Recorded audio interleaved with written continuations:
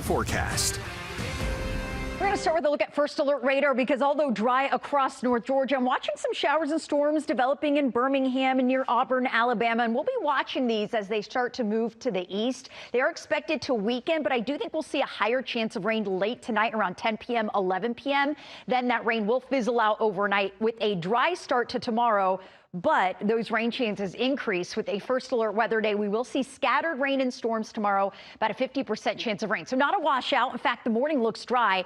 By noon, we're starting to see some action. So even if you have lunch plans, you'll really want to stay weather aware, even more so through the afternoon. We will see scattered to widespread rain and storms. Could see some locally heavy rainfall, frequent lightning, gusty winds. Because the soil is already saturated from rain, we've had day after day after day. We will be watching for potential flash flooding as well in those areas that see repeated heavy rainfall. Rain chances go down on Wednesday, but then Thursday we'll see scattered rain again. On Thursday, you can watch the Braves for free on Peachtree TV. So maybe a good excuse to escape the rain and watch the telly instead. It will be dry Thursday morning, but again, not as high of a rain chance Thursday compared to Tuesday, but enough rain that it will be something we'll be watching closely. We do start to dry out Friday, minimal rain chances, and then we're downright dry next weekend. Next weekend's the weekend you want to make those outdoor plans as long as they involve water and air conditioning or a pool, because it will be hot and humid. 93 degrees on Saturday,